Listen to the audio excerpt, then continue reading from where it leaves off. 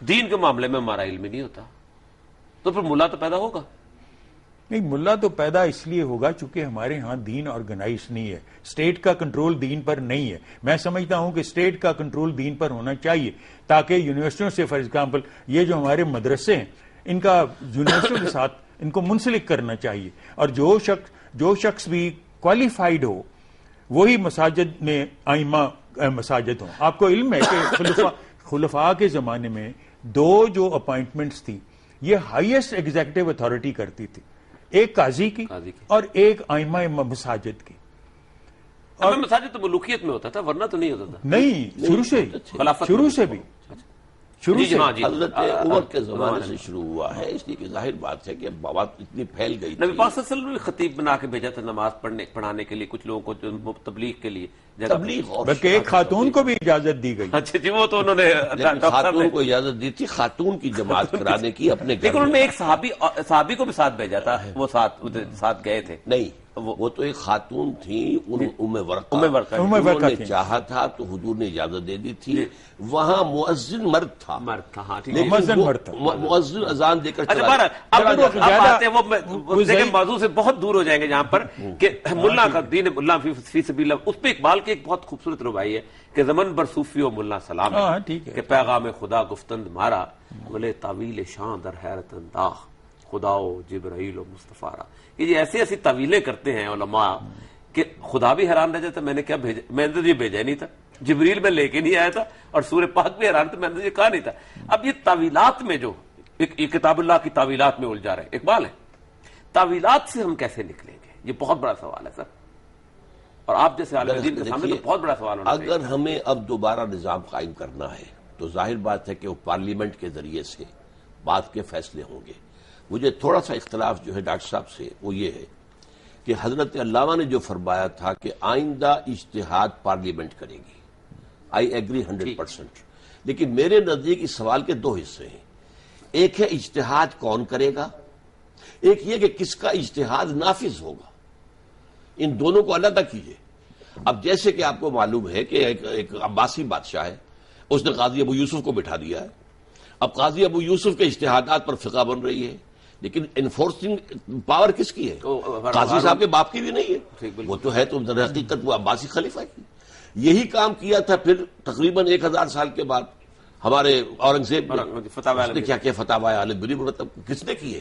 عالمگیر نے تو فتوا نہیں دیا کوئی, وہ تو تمام جتنے بھی پروونسز ہیں انہیں دے دیا گیا حکم کہ اپنے ٹاپ کے جو ہے مفتی بھیج دیجیے, ان کی اب جماعت بن گئی, انہوں نے فتاوی مرتب ڈاکٹر صاحب ہماری جتنی بھی یہ کہہ لیجیے فقہ ہیں, یہ ہیں قانون کو جو کوڈیفائی کیا گیا ہے, یہ ہمیشہ ملوکیت کے زمانے میں ہوا ہے. تو رہی ڈاکٹر صاحب ایک بڑا کمال سوال ہے, میری بات پوری ہو جانے دیجیے کہ اس کو کہا گیا فتاوی عالمگیری, حالانکہ وہاں پہ بات کیا تھی کہ وہ جو مولوی جمع ہوئے تھے ان کے پاس تو کوئی انفورسنگ اتھارٹی تو نہیں تھی, وہ تو عالمگیر کی تھی. اسی طرح آج نہیں, یہ عالمگیر کی بھی جو تھی نا مولانا, اس پہ سب سے بڑی بات یہ وہ کہتے تھے بحیثیت امام they had the power of veto.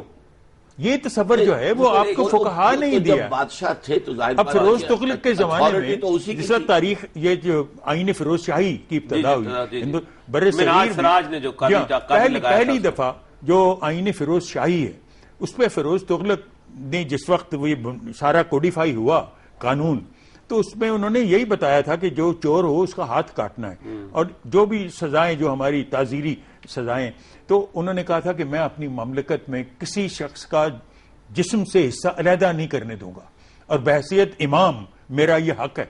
اچھا, اب یہ جو کانسیپٹ ہے کہ head of the state happens to also be the imam and he can veto اس بات کو نہیں مانتا کہ یہ خلافت کے زمانے میں یہ ویٹو نہیں تھا. وہی تو میں کس نے بنایا؟ یہ تو ملوکیت ہے. اب اگر فقہا نے بیان کر رہے ہیں وہ ساری دور ملوکیت کی ہے. مگر میں جیسا کہ عرض کر چکا ہوں کہ جب وہ چھت آ گئی اوپر تو ریکنسائل کرنا پڑا. We have to live under this roof. اکثر ہم کہتے ہیں کہ ہمارے سارے لوگ جو مغلیہ التمش وہ سارے کو تھے, یہ بنیادی طور پر تھے سیکولر. اکبر کو بڑا سیکولر کہا جاتا ہے. 1206 میں قطب الدین ایبک آیا ہے, وہاں سے لے کے 1957 تک 1857 تک فقہ حنفیہ نافذ رہی ہے, کوئی ہندو فقیہ نہیں رہا وہاں پر. ناظرین, اس سوال کا جواب لیتے ہیں کہ یہ پورا عرصہ 600 سال 700 سال کا کیا سیکولر عرصہ تھا یا اس عرصے کے اندر خالصتاً اسلامک پینل کوڈ نافذ رہا ہے؟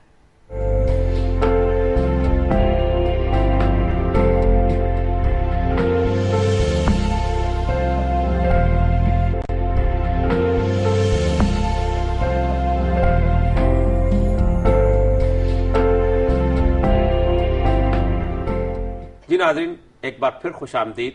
اور سوال ڈاکٹر صاحب وہی کہ 600-700 سال کی حکومت ہے. کہا جاتا ہے کہ بڑے سیکولر تھے، یہ تھے وہ تھے. دو ہی سسٹم ہوتے ہیں حکومت نافذ کرنے کے، ایک ہوتا ہے پینل کوڈ، ایک ہوتا ہے ایڈمنسٹریٹو سسٹم. پینل کوڈ میں ایک بھی ہندو پینل کوڈ یا بدھ پینل کوڈ نہیں رہا، مسلم اسلامک اور فقہ حنفی کا پینل کوڈ نافذ رہا ہے. اس کا مطلب یہ لوگ تو کبھی سیکولر نہیں تھے.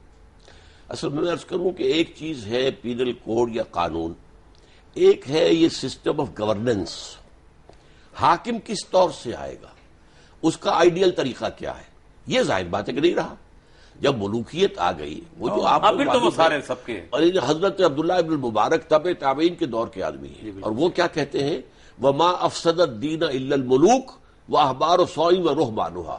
اور اقبال نے ترجمانی کی ہے، باقی نہ رہی تیری وہ آئینہ ضمیری، اے کشتہ ملائی و سلطانی و پیری.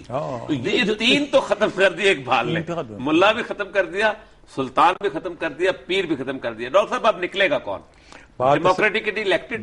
بات اصل میں یہ ہے کہ یہ تین جو کازز ہیں وہ بیان کرتے ہیں مسلمانوں کے تمدن کے زوال کی. یہ زوال کے دور سے ہم ابھی تک نہیں نکلے. یہ جو ہمارے ہاں جو زوال کی کیفیت اقبال نے بیان کی ہیں اور تین وجوہات، تین مین ریزن، اس سے ہم ابھی تک نہیں نکلے. نہ ہی ہم سلطانی سے. اب تینوں کی جگہ کون لے گا اقبال کے ہاں؟ ابھی تو ڈیموکریٹکلی الیکٹڈ ریپرزینٹیٹو. اگر ڈیموکریسی کامیاب ہو یہاں تو میرے نزدیک اس کا پہلا قدم یہ ہوگا کہ کہیں پر کوئی باقاعدہ انقلاب اسلامی برپا ہو on the pattern of the revolution of Muhammad صلی اللہ علیہ وسلم.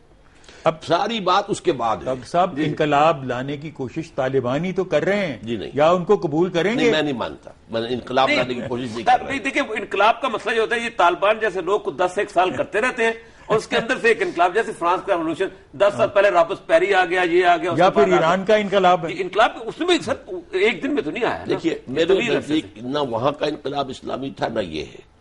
اسلامی انقلاب کے لیے پہلے ایک ایسی جماعت کا تیار ہونا جو ایک فلسفے پر، ایک نظریے پر گہرا ایمان اور یقین رکھتی ہو، پھر ان کا منظم ہونا، جماعت بننا. جب تک ریولوشنری پارٹی نہ ہو ریولوشن کیسے آئے گا؟ لیکن مسئلہ نہ تو یہ مراحل ایران میں طے ہوئے، وہ تو اپنی فقہ کے اوپر انہوں نے جو اپنے صاحب ہمارا مسئلہ یہ ہے کہ ہم آج تک رزمہ سے باہر نہیں نکل سکے.